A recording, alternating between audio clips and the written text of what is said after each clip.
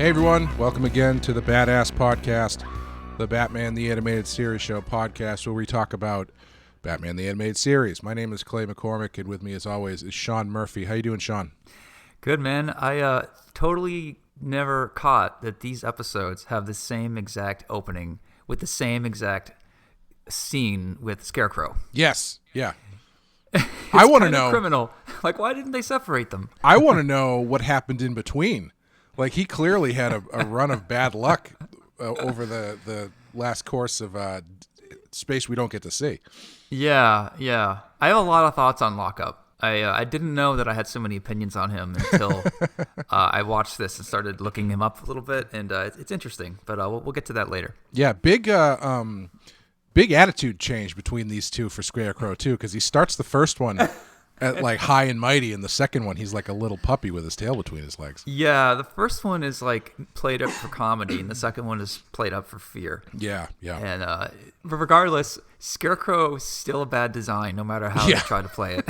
He's still especially with his mask off. He just looks like a guy in sweatshirt and sweatpants. But he looks just as dorky with that baggy mask on. Like, I just don't think they ever nailed him until season 4. Of course, I take that back. Yeah, in season 4 they knocked it straight out of the park.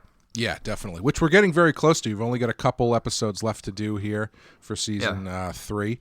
And the two we're doing today are Harley's Holiday and Lockup. So we'll take a quick break, and then we'll come back with Harley's Holiday.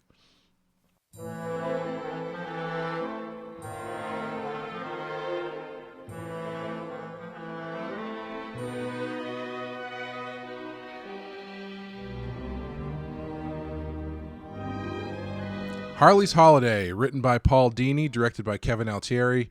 And in this one, Harley Quinn is released back into society after being declared sane at Arkham Asylum. A misunderstanding at a clothing store, however, causes a snowball of comedic chaos to build around her.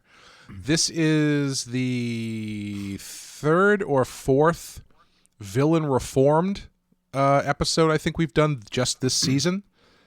And I didn't go back and look because I'm a terrible host, but I think Paul Dini has a hand in all of them. He definitely did. Looking back, he had the story by credit for Riddler's Reform, story by credit for Second Chance, which were about Riddler and Two-Face both going legit to some extent. And those are the previous 2 episodes. So 3 in a row, all Paul Dini influenced episodes about villains kind of trying to turn over a new leaf to some extent. Interesting run this season of getting into that stuff. Yeah. And House and Garden, also written by Paul Dini. So they're all Paul Dini episodes. Yeah. I wonder if he asked for them or if they were just like, you're really good at this, just keep going. Yeah, or if like nobody noticed that he just kept doing the same thing over and over again. Yeah. That's interesting. Yeah, man, I fucking love this episode. Yeah. I rewatch this at least once a year. When I tried to get my wife into Batman, this is what I put on. Mm-hmm. Now that she's writing Harley, it became one of our reference videos. I even referenced this. Sorry, I referenced this episode in White Knight, where Batman gives her the dress at the end. I have that line in there, like, remember that dress you gave me? And he's like, you mean the one that you won't let me forget about? I think she brings it up both in volume 1 and 2. And I was surprised how many readers got that reference, because I thought that was going to be kind of confusing to a lot of readers, and it wasn't. It was confusing to me when I read it in the book. I was like, I don't know what this is referencing. But as soon as this one started, I was like, here we go. I know how this is going to end. Yeah, I almost in volume 1, I wanted to put in an editor's note like they used to do back in the day, where like, see issue 3, blah, blah, blah, blah, and the editor would sign his name there. And I was thinking about doing that, like reference from Harley's Holiday, be it Batman TS. But it was too much of a wink to the reader in a book where I'd never, ever do that stuff. So it just felt out of place. So I got shot down. Yeah, and I think, like you said, the people who got it, and people like me who didn't know it at the time get it eventually when everything kind of comes together. So yeah, man, I'm happy to educate you about Batman for once. Usually for once. This, I thought this was really, really good. I've had my issues with the previous. I kind of feel like I don't know if you're a David Lynch fan or whatnot, but I feel like David Lynch seems to a certain extent just be making the same movie over and over again, and I think everybody kind of has their or at least playing with the same themes a lot and kind of the same imagery, and everybody kind of has their idea of what they think is the one where he nailed it. That's kind of how I feel knowing that Paul Dini did all these episodes where it's like it feels like he's circling around the same theme and the same energy, but he doesn't nail it until this one. I think he really got it on this one. Because, what was your standout David Lynch movie? I think Mulholland Drive is the Okay. culmination of his whole thing that he's been doing between Twin Peaks and Blue Velvet and all that kind of stuff. I think you make a good argument, man. If this is Paul Dini's Mulholland Drive, if his thing is, I like characters who are trying to reform, it shows you a lot about Batman in how, whether he chooses to believe that they're actually reformed, whether he wants to give them a chance. And Paul Dini comes from like Tiny Toons type stuff too, and this has a lot of Tiny Toons or Looney Tunes elements in it, where there's a character who's got hearts in his boxer shorts. There's a lot of gags like that in it. Even Robin, who's fighting with two fish in it. It's totally a Paul Dini episode. Like, I imagine out of all the ones that he wrote, this must be one of the ones he's the most proud of. Well, if you really want to wax philosophical about what Paul Dini's after, I mean, it's really kind of in the same vein as Heart of Ice, even, isn't it? Because he clearly likes the villains who have some sort of misunderstanding built into them, right? And which he does very, very well in Heart of Ice, and he does very, very well here. And I think the difference between this and some of the, and I don't want to say that the other reform episodes are bad, because they're not. It's just that I think it seems like he's taking each one of these characters and kind of looking at this reform thing from a slightly different perspective each time. And when he nails it is when you use Harley, who is someone who is arguably not entirely culpable for the position she's in to begin with. Right, because she's a villain. Obviously, she is the Joker's girlfriend. Obviously, she's crazy, but built into her backstory, I guess we don't really know this at the time so much, but built into her backstory is this idea that she was seduced and kind of drawn to the dark side by the Joker. So she has that a little bit more. You can empathize with her a little bit more, and you can kind of see her trying to turn over a new leaf seems a little bit more believable. Yeah, it's really hard to write her because she has to ride the line. She can never really pull out a gun and shoot somebody, in my opinion. If you're going to go for a classic fun Harley, the rules for her are pretty strict and tricky, where, like, if she's with Joker, he can't be doing anything truly awful. Or if he does, it has to be thwarted somehow. She sort of needs to be the cute victim who's been sucked into his world, and she doesn't see how devastating it is. And you also need to do it in a way that respects that she's actually really intelligent. And a lot of this kind of isn't her fault. And you're sort of playing with all of those threads. It's so hard to get I think this is why a lot of writers struggle with Harley Quinn, is because you need to really figure out how your Joker is going to be before you can get to Harley. And I hate to base a female character's writing off of how you're going to write the man. That's just kind of how she's designed, you know? I was just reading a comic where she literally shoots Joker in the face and shoots his eye out. And I remember thinking, like, whoa, that is dark. Like, that's if that's your kind of Harley, then that's cool, but that is not my type of Harley at all. You mean like in Curse of White Knight, where she shoots the Joker in the face? Oh, fuck. Is it too late to have this out? Well, let's try to backpedal that. She does it to kill him. Like in this comic, she does it to make a point, and somehow he doesn't die. So I don't know about that. There's a difference. Come on, Clay. I understand what you're getting at though. You're right. I know. Like her. Yeah, it's difficult to write her independent of the Joker because obviously she's very much it's almost like how it's difficult to write the Joker independent of Batman, right? Yeah. Because the kind of Joker or vice versa, the kind of Batman you have is going to very much kind of define the kind of Joker you have, and the kind of Joker you have is going to define the kind of Batman you have. Yeah. And yeah, I think what Sorry, I'm still laughing at my lack of self-awareness. Oh my God. That is the biggest foot in my mouth moment I've had this year. And I'm so glad it was on tape. I'm so glad that... Yeah, well, and once I cut it into a clip that we can put up separately, it'll be a lot easier to it won't get lost in the rest of this episode, and everyone will hear it very easily. You should make like a Carl Sagan style auto-tuned rap video about me saying that. Wow. Yeah.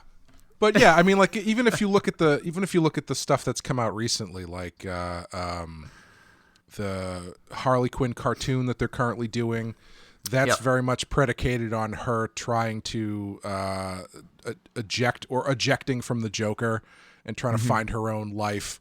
And the Birds of Prey movie, very much same kind of thing. Yeah. And she's actually not really doing that in this episode. There's not really much mention of the Joker at all. But she still has this element of she like legitimately wants to go straight, but she doesn't know how, or she doesn't know her appropriately, her lack of self-awareness is what's doing her in this one, I think. I don't know what you mean. Because she's trying to do she's trying to live her life, but she's been in this like cartoon lifestyle for so long, she doesn't realize that walking down the street roller skating with hyenas is not something that everybody does. Yeah. Such a great moment. You know, I also think about the inclusion of the wealthy girl there. What's her name?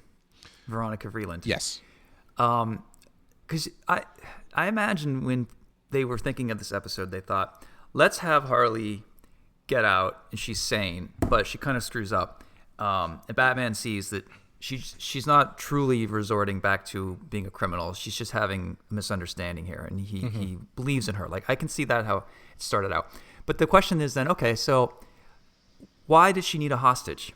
And I like that they picked a hostage, and I like that they picked Veronica Vreeland. But I'm curious, what made them think they needed a hostage? Would this be for like so Harley would have someone to talk to while she's going through these emotions? Would it be to show that this hostage actually is on her side at some point? Like Veronica forgives Harley because Harley kind of saves her life a few times and gets her out of trouble. Like she goes out of her way to try to protect Veronica, even though she sucked Veronica in. Like there's a lot to chew on there, and I love it. And I also wonder, why did it have to be Veronica? Could it have been a man? Would it have still worked if it was a man? Could it have been another, like a female reporter instead of like Bruce Wayne's friend? Like there's so many threads that are tied together so well in this episode. With very little fat. Like there's almost nothing that I would edit or change in this, honestly. Yeah, I'm actually kind of surprised that they went with Veronica and not Bruce Wayne, because it doesn't it feel like Bruce Wayne being the hostage would. That's a really good idea, too. You know, yeah, to give them a little bit more bonding time and for Bruce to talk to Hart. You know, like I'm kind of surprised they didn't do that. I guess Veronica. She kind of keeps the stakes escalating because not only is it a hostage, but it's a rich hostage, and she's got this general father who that is a big part of it. Hilariously shows up with a Sherman tank just driving down the middle of the bridge in Gotham City. Yeah, shooting at his own daughter in a convertible. Yes. And then you've got probably the least important subplot or thread that they tie into this is Harvey Bullock just being mad. But I do have to say, he had some great. This whole episode had great animation, but the car animation in particular was great. Like when he's smashing into the fire hydrant and then kind of pulling out and doing like the fishtail thing, and I thought it was really, really great. Yeah, the rain effects coming down inside the car. You look at the radio and the dashboard, and he like kicks the door back so it's closed, or he kicks it off or something. And yeah, they really had a classic. You ever seen the movie It's a Mad, Bad, Mad, Bad World? Very, very long time ago. I feel like there's a type of genre that I don't know what it's called, but it's like you have these different groups chasing after a thing. And they all are going after the thing in different, unique, funny ways. Like Cannonball Run was kind of like this. Mad, Mad, Mad, Mad World felt like that. Rat Race. I feel like Rat Race. It was very big in the 60s and 70s, and this definitely has that vibe to it. And I love how you have 4 people chasing after her. You've got, the cops, which is, visualized by Harvey Dent. You've got Batman going after her, obviously. You've got her dad. Like, you didn't even need a crazy general in a tank to make this plot work, but it definitely turned it from a 10 up to an 11, Yeah. And then you have the criminal gangster who's like an element of her past. So she really is sort of stuck between, these are all the mistakes that I've made. These are all representations of how I don't fit into society. Like, there's just so much going on here that I love. Yeah, and the gangster is even a callback to the last episode she was in with the which I She's guess singing? technically yes, she goes to there, but and it's sort of she kind of sort of breaks up with the Joker at the end of that episode, doesn't she? Because I can't remember how they land. I know she ends up coming back to Arkham, but I can't remember what the terms are, because Joker almost kills her and blows her up and stuff. Yeah. She forgives him. Oh, she does. Okay. Yeah, she pulls out the gun, pulls the trigger. It's a bang flag. He thinks it's hysterical, and he's like, "Baby, you're the greatest." And suddenly, all his sins are forgotten. That's how that one ends. Yeah. Okay. But yeah, this is the first episode without the Joker in it, with a Harley Quinn episode without the Joker, and I think it goes a long way to establishing her as her own character. Because they don't even, like I said, they don't even really mention him. And they kind of let her do her own thing for the first time, and I think it works really well. Yeah. Man. When they ordered 56 episodes of this, my guess is they didn't write 56 scripts all at once. They didn't just decide one day, hey, let's give Joker a sidekick. Hey, let's call her Harley. Hey, let's give her a backstory. Hey, we know that she's going to be really interesting. We know she's going to be as interesting as the Joker, if not more, in some ways. So they must have had funding to do 56. They must have taken the first chunk for season 1 and like, all right, well, we're going to need these 22 episodes first. They must have sunk their teeth into Harley a little bit. They must have started seeing potential. Then they must have started saying, hey, by season 2 or 3, maybe this character is going to grow into something really interesting. And they followed that, and it worked. Like, that had to be how this happened, right? Yeah, I think you can kind of see excuse me. If you go back and you kind of look at the thread of Harley episodes, you can kind of see the progression, the natural progression of the character, because she shows up just as like a background goon the first time she shows up, and then she's got a little bit something extra, like she's clearly different than the regular goon. And I can see them kind of jumping back a little bit. Oh, that performance is really good. We should get Arlene back in to do another one. Yeah.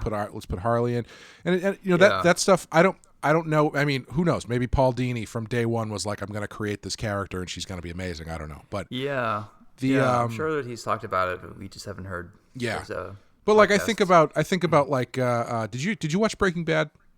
Oh yeah. I've heard interviews with Vince Gilligan where he said Jesse was supposed to die at the end of the first season, but so they never had plans for him outside of the first season. But once they kind of got the two of them together and saw where things were going and the chemistry and all that kind of stuff, then they're like, well, we can't get rid of him. He's great. And it just kind of naturally, organically progresses from there. Yeah, I mean, if the process is anything like creating comic books, for me, it's like, I'd say maybe they really liked Arlene Sorkin. Maybe they were like, God, she's so good. Can we write more stuff for her? Maybe they all went out to lunch after. Maybe they all just clicked.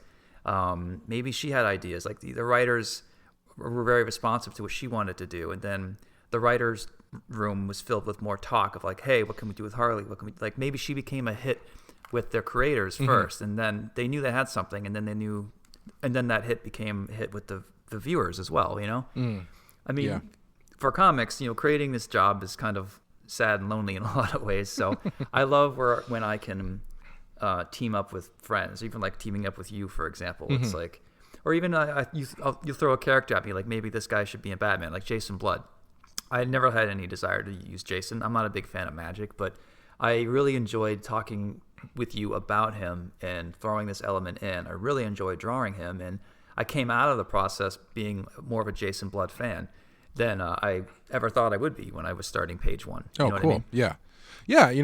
I think that's sometimes you don't expect those characters to kind of sneak up on you and stand out to you the way that they end up doing. Like when I went back and I was reading Batman, and I've talked about this briefly in the past, but I really got into the character Spoiler, who is I don't know that one. She was created to essentially be Robin's girlfriend when Tim Drake got his own book. She's the daughter of a criminal named the Clue Master, and she's her own She becomes this vigilante called the Spoiler specifically so she can spoil her dad's plans, because she hates that her dad is a villain, and she becomes this romantic foil for Robin in his book, where Tim Drake is in high school and has a high school girlfriend, but he's also Robin, and he's got this other girl who's also a vigilante who is, he's trying not to be into, but he clearly is because she's clearly into him and that kind of thing.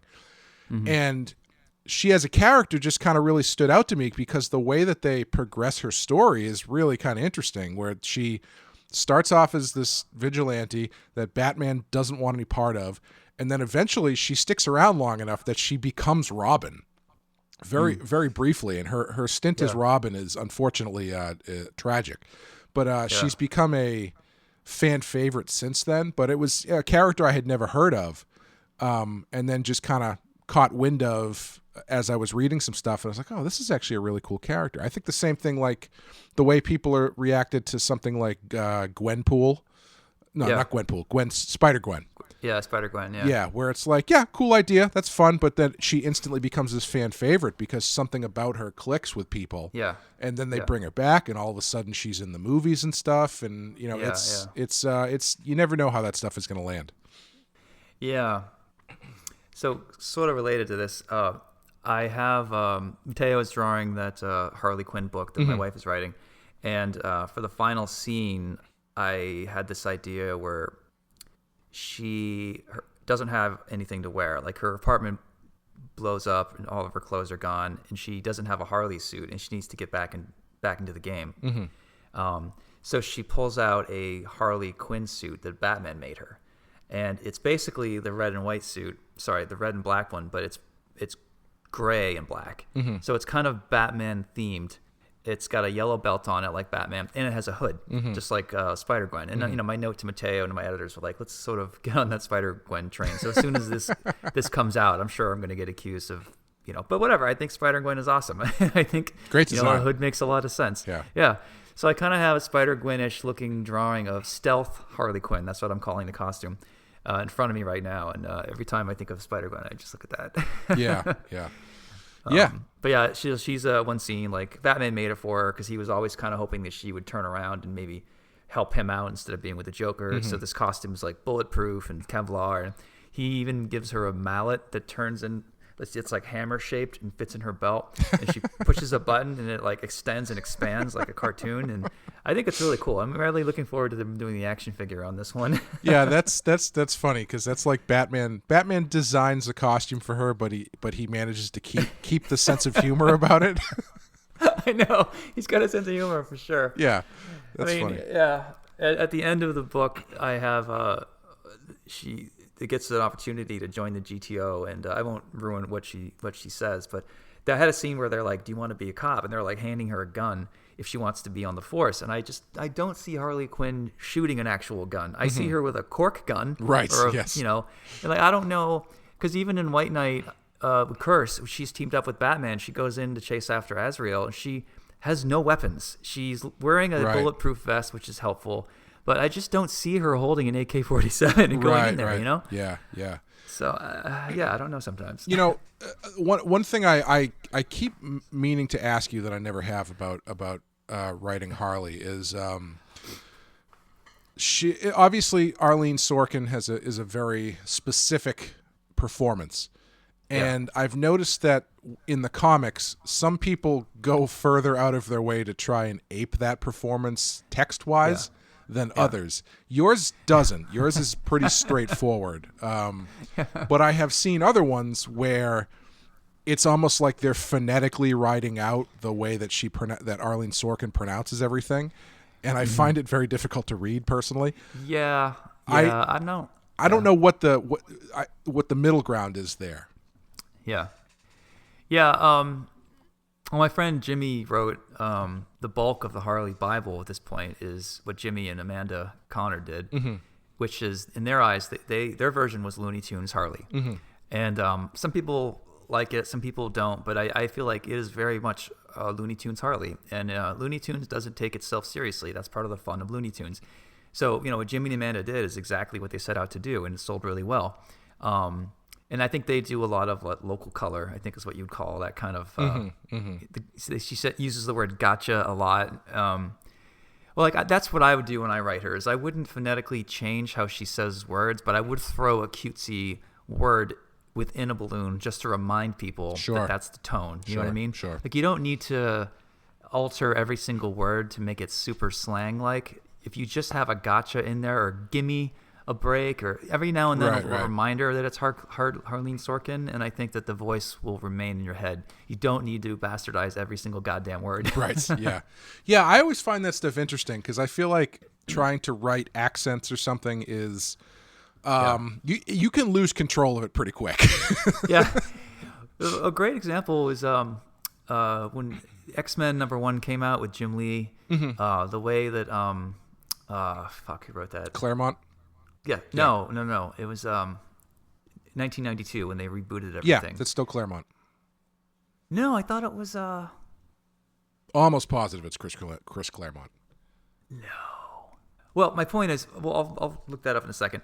But when they wrote Rogue, they didn't go over the top with making her all Southern, genteel, blah blah blah blah. They just gave her maybe a y'all every now and then, and one other word that they used, that sugar? a word that comes up a lot, sugar. Yeah, sugar with no R on it. That's all you needed. You didn't need to really make her that twangy for us to get the gist. Well, you know, it's funny you bring that up because I was going to say someone who has a lot of fun with that stuff clearly is Chris Claremont, because if you go back to any of his X-Men stuff, he's got that multicultural X-Men team he was working with, so he's got Russian stuff he's writing into Colossus, and Scottish brogue he's writing into Banshee, and X, Y, and Z. And he seems to find a nice kind of middle ground where he can do it and have fun with it, but it's not overpowering. Yeah. When I was writing my old book Dead Meat, one of my characters was English, and I was trying to figure out what the middle ground for writing an English accent was, short of like dropping the H's, all the H words or something. So what I ended up doing was just writing it normal, like I would always write it, normal, American. And but I would spell words in the British spelling if they had an alternate spelling. And I would use specific words if they came up, like Lori or Lou or something like that. I would go that, but I wouldn't try to write in the accent. I would try to do it by context, or the way you're viewing the word as it's spelled where he's from originally. Right. Fuck, it was Chris Claremont. Who was I thinking of? Did someone else take over halfway through the run of X-Men? Probably. I don't know. Claremont wrote X-Men for a very long time. Yeah. Issue 8, Jim Lee. Scott Lobdell. That's what I thought it was. Okay, yep. So Scott Lobdell did take over. It says issue 9 or 8 at some point. Okay, yeah. I just assumed Scott Lobdell wrote all of those. Yeah, no, I always forget that Claremont wrote X-Men for like 25 years or something. Yeah, what a different world of comics that we live in now, where people get opportunities to do a long, meaty run. And now you're lucky if you get someone on a miniseries or for a run of books for more than 5 issues, honestly. Right, yeah. Yeah. And I mean, personally, I don't read monthly comics as much as I used to, but when I did, I always found that changing up the art team and the writing team like that was very jarring. Like when the thing that got me back into comics was Lionel Yu's run on Wolverine, which unbelievable art. And then all of a sudden he was gone, and they put in this other artist that was very, very different from him, and the storylines were very, very different. And it made me stop buying the book. And it's not like a quality thing. It's just it wasn't. You kind of get comfortable, and then they kind of hit you with something all of a sudden, and it doesn't really sit well. Yeah, I can see why that bothers people. It bothered me. I mean, I remember when I bought. I first hated when Klaus Janson drew Gambit in a Gambit miniseries because it wasn't Jim Lee. Sure, and I was a dumb kid. Like, what the fuck did I know? And looking back at it now and knowing Klaus, like that book is really nice, very pretty. I think he's inking Lee Weeks actually. Oh, really? Who is another artist I really love. Wow. Yeah, and like me as a dumb, 11-year-old, hey, I love Jim Lee's art too, but Lee Weeks inked by Klaus Janson is pretty fucking awesome.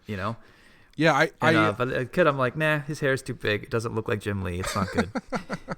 I can't remember if I've brought this up here before, but I had a similar experience with the trading cards because they did the Marvel Masterpieces trading cards with Joe Jusko, and I loved those cards. Absolutely loved them.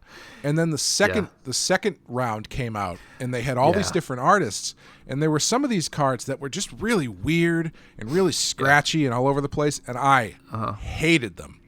Only later, the Sienkiewicz ones. Yeah, only later did I realize they were Bill Sienkiewicz cards, and now are some of my favorite illustrations of those characters. Yeah, you and I were talking about this because I have the Wolverine one where Wolverine's fingers are all crooked. Yeah, but it's got that Sienkiewicz energy, and it is so killer. Yeah. But Joe Jusko is a solid artist. He paints in a way like Boris does. Oh, yeah, sure. Boris's full name. Vallejo, Boris is I trying think. to be Frazetta. What is it? Is it Vallejo? I'll go with that. Sure. I have no idea. But yeah, like I remember the Joe Jusko card of Human Torch was fucking amazing. And it was a giant fireball with a tiny Human Torch in the background, but the energy was so great. And I don't even like Human Torch, but I just remember that one being one of my favorite cards. Yeah, I had a poster of his Wolverine card, which was like Wolverine without a mask on in the woods or something, like jumping to it. It was very cool. Yeah, like he was taking a step toward one knee's forward. He's like, with his arms out, basically. Yeah, exactly. It's not dynamic. It is like very iconic, though. I think that's the thing with Sienkiewicz. He's so wildly experimental that I don't think a lot of Sienkiewicz's stuff is that iconic. Because being iconic, it has to kind of be clean and simple enough to like stick in your head, like something that would remain on a stamp and hold up. Right. If it's too experimental, then it just can't really be iconic. I would argue. I think it depends on what it is, because I think Sienkiewicz's iconic stuff is the stuff that he had the opportunity to like really sit with and kind of reinvent. Like I would call his Demon Bear stuff on New Mutants iconic. Yeah, definitely. I would call his Moon Knight stuff is pretty iconic. He probably doesn't have as and those to be fair, I think those are both two things that did not really have iconic things yet. So he was the first person to be able to kind of do that. Whereas Wolverine, it's like everybody's. I had a thing on Twitter. I was started a small argument with the world because I pulled up a Art Adams drawing of Wolverine, which I was looking at it and I was like, I don't even know why people keep drawing Wolverine. This is the best Wolverine drawing, which of course started a whole thing. But, like Wolverine, he's got so many different iconic images and kind of things built into him that it's going too far off the reservation with him kind of doesn't land you in that same area. Yeah. Yeah. This is just making me want to draw a Wolverine book, or at least something with Logan. But my relationship with Marvel is so not good that I don't think I'm ever going to have a chance to draw Wolverine for them. Hey, you know what? if it's anything like professional wrestling, if there's money involved that's going to come in, I'm sure they'll be happy to talk to you. Well, speaking of things that you would like to draw, for me, I think Robin fighting with fish has got to be up there. Oh, I was going to bring that up because we were talking about the animation looking really good. They must have like rotoscoped some martial arts stuff or something because Yeah. Robin with the fish is like super smooth the way he's using the nunchucks, and Batman with the bow staff is also very smooth. So they must have like rotoscoped that or something. Yeah. The animation studio who handled this, I bet they did the Batman Superman World's Finest movie that we'll get to eventually. Oh, they're one of the top animation houses. Yeah, they're the most anime looking of all the Batman animated series houses. Mm-hmm. You can always see it in their women. Like Harley in this has a lot of anime eyes. From sure. Shot to shot, and I think it looks fantastic.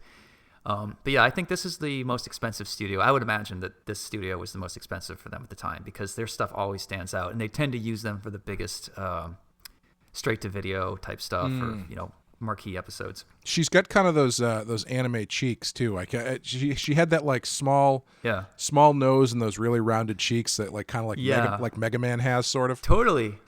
Yeah, the nose, like they don't draw the nose at all. They draw a small oval under where the nose will be. Yeah. And that reads, and it's totally effective. Yeah. You see it in anime a lot, and it's awesome. Yeah. So yeah, you would do Robin with the fish? Yeah, I think so. Or some of the car chase stuff's pretty awesome, like drawing tanks. I've always enjoyed. I mean, you're in the middle of bloody hell. Are you tired of drawing tanks yet? No, there's not really any tanks in my book because there weren't really that many tanks in World War I for the most part, except for the end. Most of my stuff is taking place on a destroyed battlefield, so there's not too much artillery that I have to draw. Yeah, you have a very muddy book. That's got to be tough. So what would you draw, Clay? I really liked the scene at the end with them on the rooftops and all those like neon billboards. Those signs are so dumb, though. Yeah, it's like they're really a stupid. Hand waving. It's like hi, or like hello there, or smile, or fly. They're really so ridiculous. They're really poorly thought out, like Las Vegas billboards. They're so dumb that they're funny, though. Yeah, I feel like that would be fun in concept. I don't know how quickly I would hate it though. Trying to draw all those neon lights and stuff. But it gives you an opportunity for some cool what's the word I'm looking for? Compositions and some lighting tricks and stuff. So it might be kind of fun. Yeah. You could have neon lit Batman. Ooh, yeah. Now we're talking. Like hot pink, like a synthwave poster. Yeah, hell yeah. What would you give this one for a rating? I think I'm going to give this one a 5. I think this is a solid 5 for me. Me too. I like this as much as Heart of Ice. This has the emotional element that Heart of Ice has. It's not as romantic and chilling and stuff as Heart of Ice is, but this sets out to do something different, but I think it does it 100% efficiently. I just love this episode. Yeah, I think so too. And I think it's going to be interesting talking about the next one as well, because I found myself thinking they're fitting so much into this one episode. Like there's so much story fit into this. And the next one, I found myself thinking, wow, they really didn't fit much story into this. So I have thoughts about that already, yeah. So yeah, we'll take a quick break, and then we'll be back with Lockup.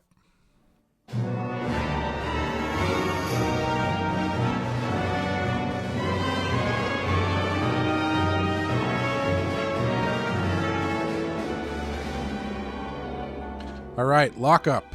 Story by Paul Dini, teleplay by Marty Eisenberg and Robert N. Skier, directed by Dan Reba. In this one, Lyle Bolton, the new head of security at Arkham, is fired for his atrocious mistreatment of inmates. 6 months later, Bolton becomes the vigilante Lockup and decides to put who he feels responsible for the ruin of the city behind bars. It's up to Batman and Robin to save his victims. The first thing I thought about this episode is he must have dropped so much money at the brand manager's place. He probably stole all the equipment the band manager the brand manager uses to lock up all of their valuable equipment. Yeah, because like it's like he broke into the safe not to steal the thing inside the safe, but just to steal the safe. Right, yeah. Like he showed up at the brand manager's place and where brand manager was expecting like, oh, okay, so you want like a couple goons? He's like, no, I want Dr. Octopus tentacles that I can install into a boat. I want a gigantic armored truck that will, and so he's writing this stuff down and he just doesn't have any money left for goons. Yeah. His gimmick is pretty cool. By locking doors, the wheel locks on Batman's car. They did manage to fit enough stuff where it's like, oh yeah, I can see what kind of toys. Like that character does kind of write itself in some ways. But what he was missing was depth. Like I agree with you. The episode was fine. It felt very empty because you never know why Lockup acts the way he does. And I think that it's such a missed opportunity because he's basically a version of Batman who goes a step further. I mean, he's not killing people, but he wants to brutally lock them up and keep an eye on them. He even offers Batman twice the opportunity to team up. So what makes this vigilante different than you, Batman, is the question. And I feel like they really didn't go near that stuff at all, and it's such a shame. Yeah. If you really wanted to turn this into like a Heart of Ice type episode, I would have put in like something that happened in Lockup's past that makes Bruce think of his own past and why being a vigilante was a way of him healing himself. You know, why Batman chooses not to cross this line when Lockup does. And they did not go near any of that, and I cannot understand why. Well, you know, I don't think I would go that route if it were me, because I think it's, you know, I found myself thinking about he's kind of closer to the Punisher. Because he's like a cop who's then a vigilante, but he's like the Punisher without the catalyst. He's just like a hyper intense correctional officer who has just decided that the system doesn't work the way he thinks it should. And I kind of find that more interesting, where it's like he's Batman. If you want to compare him to Batman, he's Batman without an ethos. Like he just thinks he knows better, and he thinks that he needs to pick up the slack that the justice system is dropping. So he doesn't have that justifiability. If you want to say Batman is justified in what he's doing, Lockup doesn't have that because he's acting out of hubris, essentially. Right. Or another way they could have played it is, Batman does hire Lockup because he's going to do a good job, and Batman does need criminals to stop escaping from Arkham. So Lockup did exactly what he was told, but then he got too brutal and Batman sort of threw him under the bus. You know, and this could have been a deep dive on how Batman's decision affects other people, especially one who took to vigilantism just like him. Right. Like, this is yet another villain, in a way, that Batman created. They could have gone that route. He'd have to think about the consequences of his actions. You hired this guy to be brutal and to keep these people from being escaping. You got what you wanted, and then it didn't work out, so now you're an enemy of his. Like, you shouldn't have started this in the first place, Batman. Yeah. They didn't do that either. You know, there's so many great ways that they could have added more depth to this, but he's just a one-note villain. Yeah, he's pretty. He gets that one scene where he's watching TV and he's like, "I must destroy the liberal media." And aside from that too, aside from that, he's a. Let's just say he looks like the kind of person that would attempt to kidnap the governor of Michigan. Yeah, very topical. Not to date this podcast, but I like the taxi driver moment where he pushes the TV over and just that's when he breaks, basically. Yeah, but like even there, it's like I feel like maybe I'm looking at him through a current events kind of lens, but like when I see that moment in this, I like it, but I like it because it's so like overblown. Like the way that he's reacting is they didn't do anything to him. He just thinks that he knows better, and he thinks that he's being persecuted. So now he has to take the action to pick up the slack in a way that is not acceptable. You know? Yeah. Which I find that kind of interesting as a character. Yeah. There's a character in Batman Beyond that reminds me of him. I think it's his character voiced by Henry Rollins. And really? His name is Max or Max something. and he's a super intense ex-military guy with a jarhead type thing, and he's super aggro, and really a perfect role for Henry Rollins if you think about it. Right. Yes. And I always get him and Lockup kind of mixed up in my head. Henry Rollins always seems to play like SWAT team guys, or some sort of like bodyguard. Because he's super intense, man. You will not find a bigger fan of Henry Rollins than I am. Like when I became an atheist, I needed something else in my brain to set up my new value system.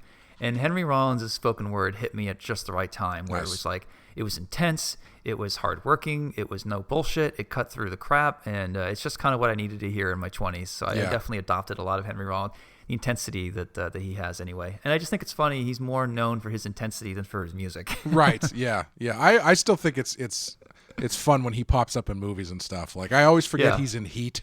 And so anytime he shows up, it's like, oh, hey, Henry Rollins. I think he's in, what the hell? He's in Bad Boys 2, I think, or one of those movies. He's a SWAT team operator guy, giving them the briefing or whatever at the beginning. Yeah. That was as far as I made it through that movie. And I know that I should love that movie, and everyone else loves that movie and references it all the time. It's one of the greats, but I've never gotten through it. Bad Boys 2 is the best action movie from the 2000s. Easily. We'll get into that later. I'll put it up against anything that came out after the year 2000, between 2000 and 2010. My dislike of Michael Bay's filming, his shtick drives me so crazy. I think that's what I'm responding to. That's However, probably fair. I do like The Rock. Yeah. Everybody has one. Yeah, I actually enjoyed The Island too. It's one of the movies that doesn't get a lot of talk. I like the first half of The Island. Once they escape, it kind of turns into a, it turns into the Michael Bay shtick where it's like, oh, it's a car chase and they're dropping something heavy off of a truck that they have to zigzag between. Stuff that he did better in Bad Boys 2. I think you're right. I think I did like the first half better, and then the movie just changes to tone halfway through, right? Yes. Yeah. Okay. I'll try to watch that one again. Yeah. The other thing that's interesting about Lockup is he is another character that originated in the show, and then they moved into the comics. They actually moved him to the comics before they moved Harley to the comics. Yeah, I saw that. That's pretty great. With a name like Lockup with his shtick, I can't believe they didn't come up with a character like that sooner. Yeah. It's not rocket science with this guy. Yeah. I mean, he is set up to be step 2. He comes in after Batman does his work, Mm-hmm. That was another thing that could have made him deeper, was he has a real admiration for Batman, like a big time admiration for Batman. And all he does in this episode is offer him briefly, like, hey, Dark Knight, you do your thing and I'll do my thing. We can work together. And that's the end of it. But if he was like more obsessed with Batman and wanted to join Batman and do the next thing, and felt very emotionally betrayed by Batman when Batman didn't agree with him, that would have given him more depth. And yet another thing that they just didn't do. Yeah. It's staring them in the face, goddammit. Or if he's pissed off that, he keeps having to deal with these guys. He's got his thing, and Batman never gets rid of them for good, so he has to come in and shovel up the bullshit. Yeah. One thing that always bugged me is Lockup's face mask. You can see his lips and his teeth through the mask. Yes. And I know that's super impressive that they animated it, but I feel like they could have just made it black and had the chin drop up and down a little bit, and that would have been fine too. He looks like a G.I. Joe character to me more than a Batman villain. Yeah, he very much has a G.I. Joe character look to him. He looks like Firefly, one of the ninja-esque Oh, yes, he guys. Does. Yeah. I not to jump directly to what I would draw, but I would take another swing at his costume. I think his costume. Yeah, I don't know. It's a little silly for me. I think there's a more. It's very 90s though. I know what I was going to say. I lost my train of thought before, but I was what you were talking about, saying him Lockup being a fan of Batman and all that kind of stuff. When I was looking up stuff on Bane for our Bane episode, I was looking up all the different places Bane has showed up in different media and whatnot, and he was on Gotham, and oh god, the Bane on Gotham is fucking terrible. That's just like it's a kid, right? It's a skinny guy. Yeah, that he's got like shoulder pad jackets on. He looks got like a Darth Vader. It's it's not a great version of Bane. But the thing that's interesting is they retcon his story in Gotham, so he's actually he's closer to Lockup than he is Bane, because he's like from what I remember, I think he's a Gotham PD SWAT guy who's like really intense about what they're doing and how they're dealing with the criminals and stuff like that. And so basically that persona gets twisted into what ultimately becomes Bane, where he becomes more of like a militaristic villain kind of thing. So that's they kind of go in that direction, which is an interesting way to go. Visually, not their best work, but but conceptually, it's kind of cool. Yeah. So that's what you would draw. Mad Stan. That's who it is. Sorry. There's a character in Batman Beyond named Mad Stan, voiced by Henry Rollins, and it is basically Lockup. He doesn't have. He's a vigilante. He's all intense. He's like an ex-Marine type of guy who headbutts a lot of people. Like he's a blunt instrument, basically. He reminds me a lot of Lockup, but is even more shallow in some ways. I would take a swing at the costume, especially because if you're not doing it, like I get it on the cartoon, they have to keep it fairly simple. Yeah. But I think in the comics, I would probably go more like heavy SWAT gear or something a little bit closer to that sort of militarized police look. Yeah, but the question is, how do you make that stuff unique? Because everyone has SWAT gear. Even Batman with Chris Nolan, there's like SWAT gear stuff on his costume. Arkham now too. Like you need to make something distinct, or else he's just going to look like another G.I. Joe. Right. You know? Give him a sweet chain across his chest like he has in the show. You know, I was thinking, have you ever seen the video of Stan Lee talking with Rob Liefeld and Todd McFarlane? Yes, I have. And they're coming up with a new character called Overkill. Mm-hmm. And it is as 90s as it sounds. The O in Overkill is a scope. The over part of the logo is like in blood, and the kill part is written in like a really crazy kill font. Yeah. And when they're putting this character, you know, you have Rob and Todd, who are, and Todd's a friend of mine, and I admire what he did big time. I don't really know Rob very well, but they were doing the 90s things. They're like, oh yeah, big shoulder pads, metal here, this and that. And they're just giving him the cable treatment, basically, which is what everyone was doing in the 90s. And God bless them for doing it. And you see Stan Lee, who's a writer. Don't forget, he's actually a writer. And he's trying to inject some like legit story into this. And he's like, well, why are they wearing maybe Overkill? The reason that he's wearing chains is because he needs to be held back because he's too strong, which is like a good idea that any good writer would suggest. And you see Todd and Rob just totally hand wave like, yeah, okay, whatever, Stan Lee. He wears chains because they're fucking cool, okay? Yeah, that's why all of us wear chains. You know, it's funny. That video I always found interesting because that character that they draw is Overkill, the character from Spawn. Oh, and it's which like came first? I assume that video because they were drawing with Stan Lee. I imagine it must have been a Marvel thing, unless it wasn't. Yeah, but assuming it was, yeah. I don't know if Todd just stole that drawing and then put a T in the name, so it wasn't just Overkill, it was Overtkill, which I still think is a dumb name. It's so stupid. Overkill rolls off the tongue. Overtkill is like a speed bump in the middle of a highway. Yeah. Don't put it there. Yeah, it sounds like somebody misheard him or something. Yeah, like the T is like, sorry, you have to take 2 breaths to say this word. Right, yeah. Yeah, but I remember seeing that. I was like, this is like the same guy. It's the same colors. He's got the big spiky green shoulder pads and that eye thing. One other thing that happened when I was interviewing Todd was he gave me some shit for the Spawn cover I drew for him. Mm-hmm. Spawn number 250.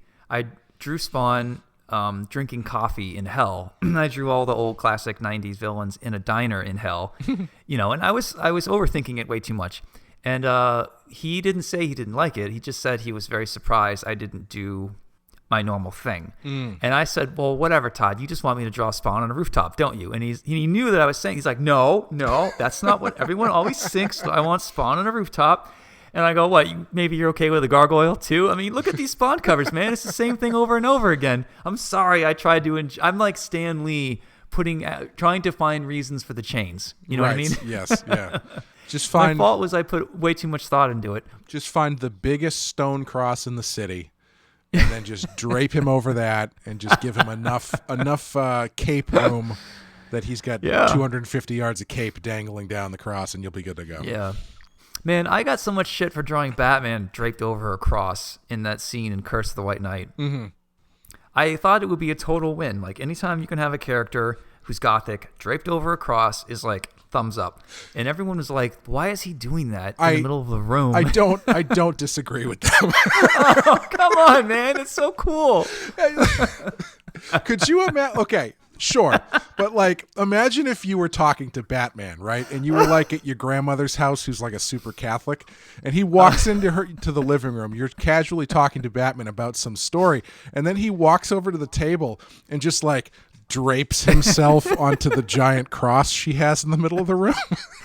Dude, it's a little bit awkward. The window. The cross is the closest thing to jump to from the window. He was making his way over the cross, and that's when Jason Blood walked in. How is this difficult? Yeah. It's great. I don't get it, man. I mean, the logic is strained, but it does kind of look like Jason Blood like caught him in the middle of something. Like, what are you doing? Are you masturbating from the crucifix? No, again? I just like to lean on them. It's like putting your boner against the warm car in the sunlight. It just feels good. Yeah. That's that's something we've all done, right, fellas? Yeah. Anyway. Well, now you know why I love cars so much. Moving on. Apparently, yeah. Yeah. There's a comedian that had a whole bit about that. I thought maybe you would have heard it, but I guess not. No, I haven't. Yeah. Nice save. This one isn't. I didn't think it was. We were talking about it's not super dense story wise, but I think the set pieces are actually really nice. Like I really like that boat sequence at the end, just from like an action and animation standpoint. Having them fight on that sinking boat that's kind of rocking all over the place. Yep, yeah, that's a good set piece for sure. And yeah, the animation looked good in this one too. Yeah, it's he's an interesting villain to throw in. He's probably. They haven't done a ton of like new villains in this show when you really kind of break it down. They've done a handful, but you're seeing the old guys more than you're seeing the new guys. Yeah. I would say for me, I think Lockup is probably the most successful or one of the most successful. And I don't know if that's just because his thing is so easy to get across, or if it's just it's a fun episode or what. But like, I think Lockup is a lot more successful than like the Rat King or whatever the hell that guy's name was. That episode I hate. I can't remember off the top of my head the other animated series exclusive villains, but Lockup seems to be a pretty good creation. The foundation is solid with him. Yeah. I just wish that they had taken it further. In fact, I mentioned last time, I think, for the opening scene of Volume 3 of A Batman White Knight, Bruce is in jail, and he's going to be thwarting like a prison riot of some kind. And I mentioned that I wanted the bad guy to be Azrael, but you weren't into that. And so I was trying to think of new villains or villains I could throw in there, and I thought of Lockup. Mm-hmm. And watching this makes me not want to do it because I would rather address Lockup in a more legitimate way that gets into the character more. I don't want him to be a one-off or whatever. Like, it could be a nice Easter egg, and maybe I can get to him later. But sorry, go ahead. No, that was it.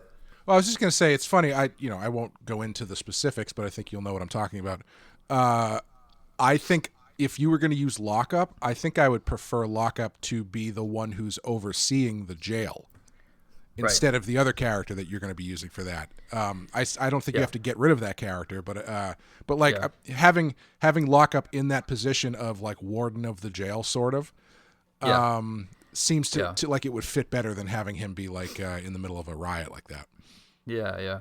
One problem I'm going to be running into is doing all these spin-off books is great, but if the main title, the one that I'm writing and drawing, shoots ahead 10 years to a Blade Runner-esque Gotham, do my spinoffs all have to now happen in the future?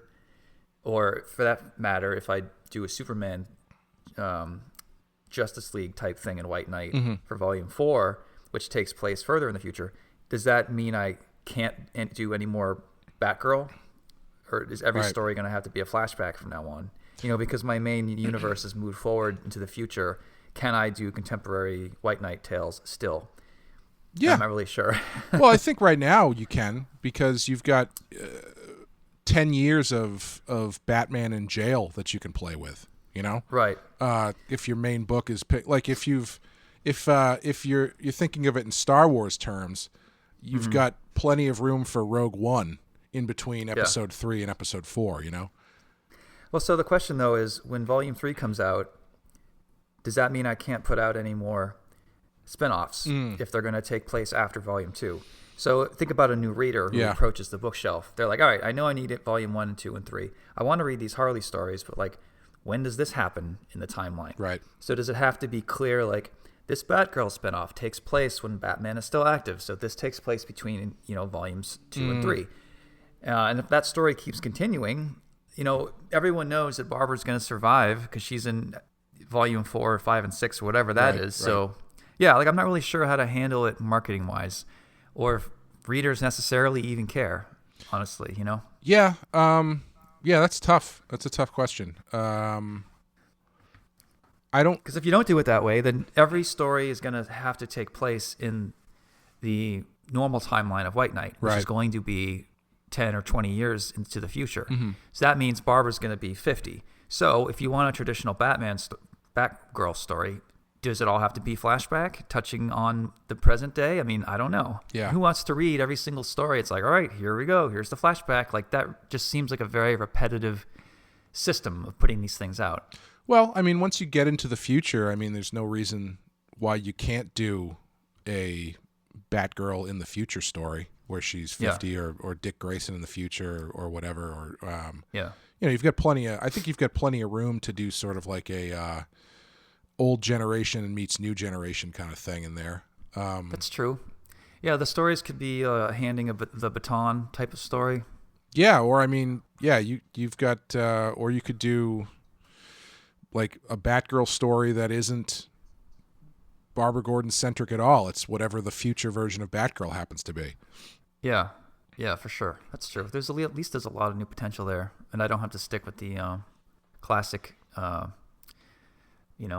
of Batgirl books, for example. Right. I can really reinvent her without breaking any rules. Yeah. But it's crazy. The numbers came in for my wife's Harley book, and they're high. They're like 77,000 so far. That's awesome. That's before reprints. That's before digital. Congratulations. That's great. Just below. Yeah, thanks, man. That's just below my original White Knight numbers. And wow. I'm like, White Knight issue 1, coming out of the gate, it did like 80 something and change, which puts it into the top 10 books. Like, that's more sales than Wonder Woman, Spider-Man, X-Men in some ways. The only book to beat it was another Batman book, which is probably written by Scott, which is great.